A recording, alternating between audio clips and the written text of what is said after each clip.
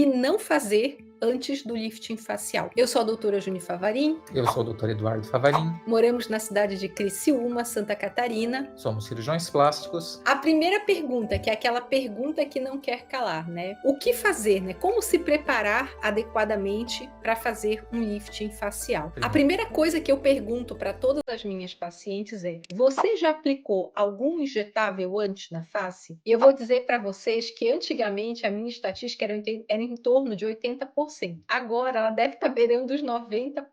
A exceção são as pacientes que não têm nenhum tipo de injetável na face. E quando eu falo injetável, eu não estou falando de botox, eu estou falando de preenchedor e bioestimulador, que são os injetáveis que deixam resíduo na pele. E isso para nós é muito importante, porque toda vez que o paciente coloca esses produtos, eles vão se acumulando ao longo do tempo, e aí quando a gente vai operar, a gente acaba achando um pouco de resíduo de cada um deles. No caso especificamente do ácido hialurônico, que eu diria que é o mais comum que a gente acha, ele tem uma implicação a mais, que é aumentar o edema durante o pós-operatório. Então, o que nós percebemos, né? Isso começou da pandemia para cá, a gente ter essas percepções de que todas as pacientes que tinham ácido hialurônico e a gente fazia uma cirurgia de face, às vezes elas evoluíam com um edema extremamente prolongado, de difícil controle. Às vezes a paciente ficava com a pálpebra inchada 3, 4 meses de pós-operatório, que é um período que a gente não costumava ver inchaço, e na época a gente não sabia direito o que estava acontecendo. Eu lembro que em 2021 eu tive um caso, foi a primeira paciente que eu pedi ultrassom dermatológico,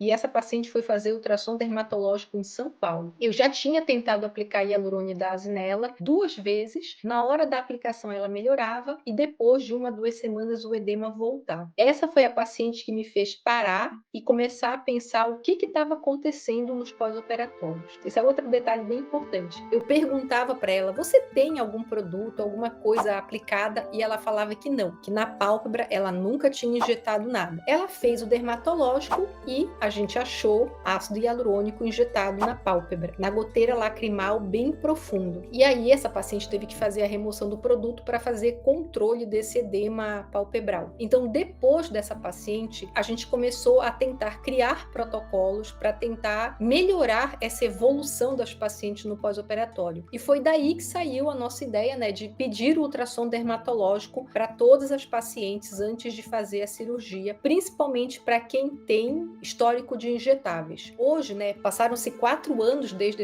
desse primeiro caso, hoje a gente tem um protocolo extremamente bem organizado. Então, hoje, por exemplo, eu já não peço para a paciente tirar o ácido hialurônico do rosto inteiro. Eu já percebi que, geralmente, dessa região do sulco para baixo, mesmo que a paciente demacie, o edema ele fica mais disfarçado. O nosso grande problema é o edema perto dos olhos. Então, nessa região, têmpora, goteira lacrimal, malar, zigoma, pálpebra, a gente pede para remover tudo que o paciente tem, né, de ácido hialurônico. E nesses anos que a gente veio pedindo, né, o ultrassom dermatológico de rotina para todas as pacientes com histórico de injetável, nós achamos os mais diferentes produtos, né, nas pacientes. Quer contar do caso que você me chamou para ver na sua sala semana passada? Sim, semana passada tem uma paciente consultou comigo, já é minha paciente de procedimentos corporais do passado. Ela relatou que fez uma enxertia de gordura facial, poucas aplicações, um bioestimulador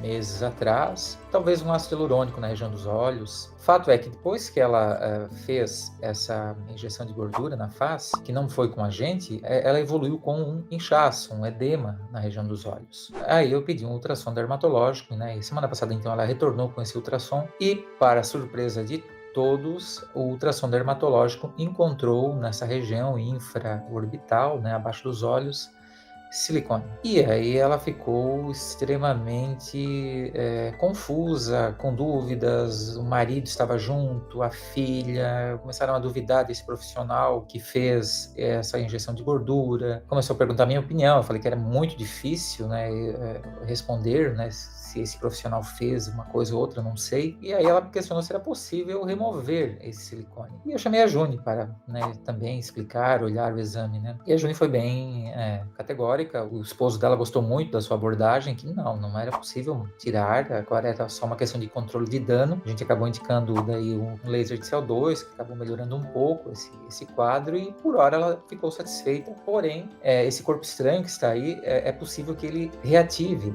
de tempos em tempos. Quando ela tiver uma infecção viral, uma infecção bacteriana, quando ela fizer uma vacina, quando ela fizer um preenchimento de ácido hialurônico na boca, um bioestimulador, um Sculptra, um Radiesse, tudo isso pode ativar um gatilho e voltar a ter edema. E pior, né, esses produtos silicone líquido, PMMA, é como se colocasse manteiga num pão quente. Ela infiltra os tecidos, infiltra nervos, músculos. É impossível retirar. E essa é a grande mensagem que a gente quer deixar aqui para vocês, né? Quando eu coloquei que o título da live é o que não fazer antes do lifting facial, a gente começa pelos injetáveis. Então, evite fazer ácido hialurônico em áreas que podem dar esse edema prolongado, que são justamente essas regiões ao redor dos olhos. Quando você tem que fazer a remoção dos produtos. E me perguntaram, amor, até quanto tempo antes da cirurgia eu posso colocar o ácido hialurônico? Quanto mais tempo passar, melhor. Mas independente se passou 1 ano, 2 anos, 3 anos, 10 anos, a gente vai pedir o ultrassom dermatológico. E a hora que for operar, depois do dermatológico, se a gente achar resíduo visível do produto, a gente tem que remover com hialuronidase. Mas aí algumas pessoas que estão assistindo a live podem perguntar, mas o ácido hialurônico não é absorvível? A gente também achava que ele era absorvível, não é bem assim. É que antigamente, quando surgiu esse conceito, né, de que ele era absorvível, a gente não tinha o dermatológico. Então, a gente colocava, quando a gente achava que o paciente estava sem o efeito, a gente achava que o produto tinha desaparecido. E hoje, né, com essa opção da gente ter como mapear esses produtos na pele, a gente consegue perceber que não. Eu tenho várias, não é uma ou duas, várias pacientes que têm mais de 10 anos de aplicado ácido hialurônico e a gente ainda acha resíduo do produto com o ultrassom, ou seja, o produto ainda é visível com o exame, tá? Então, hoje a gente não pode mais considerar o ácido hialurônico como reabsorvível, a gente considera ele como um semipermanente, ok? Então, essa é a primeira coisa. Outro tratamento que todo mundo me pergunta,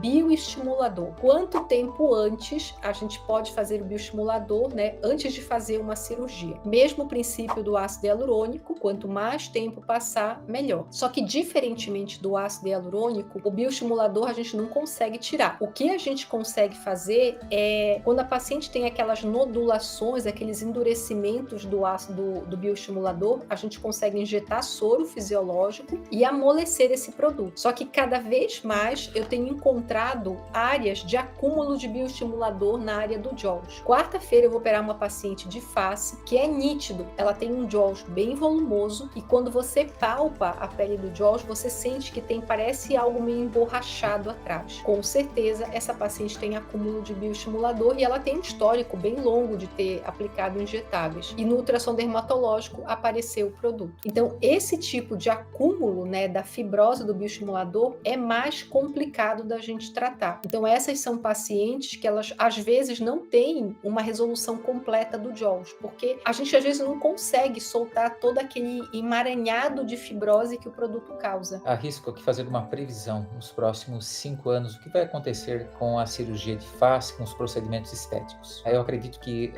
os injetáveis, pela má indicação, pelo excesso de uso, pelas deformidades que ocasionam pelo excesso de uso, né, vão causar uma certa aversão das pessoas. Vai crescer a medicina regenerativa, onde a gordura com células-tronco vai exercer um papel muito importante. Cremes tópicos que fazem um drug delivery, que entregam a droga de uma forma mais eficiente. Eu acredito que os injetáveis vão diminuir. Quando eu falo injetáveis, bioestimuladores e os ácidos hialurônicos. E a cirurgia cada vez mais valorizada, principalmente aquelas cirurgias bem realizadas, com resultados naturais, sem deixar estigmas. Cada vez os pacientes mais jovens vão recorrer a isso. Então vamos supor que você está aí assistindo a gente, fez a sua cosmiatria, né, em 2025 e você está pensando em 2026 fazer uma cirurgia plástica na face. Quanto mais tempo passar, melhor. Mas se você já aplicou o bioestimulador, o que a gente orienta? Faça o ultrassom dermatológico e aí, se tiver alguma nodulação, a gente aplica o soro fisiológico. Menos de 6 meses do bioestimulador eu acho muito pouco. Então,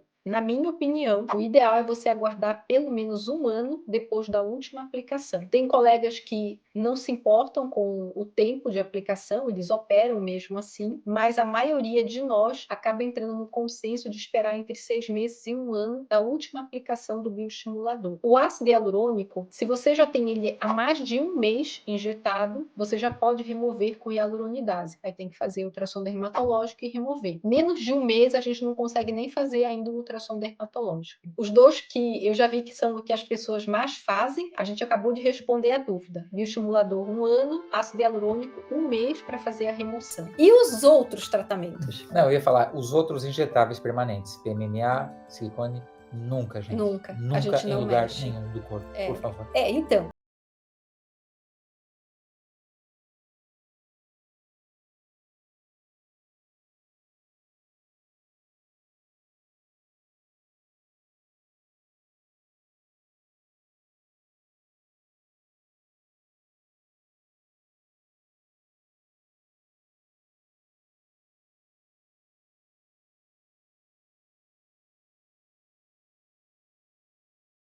ela que tem que ser feita é exatamente essa. Concorda, né? Concordo, concordo.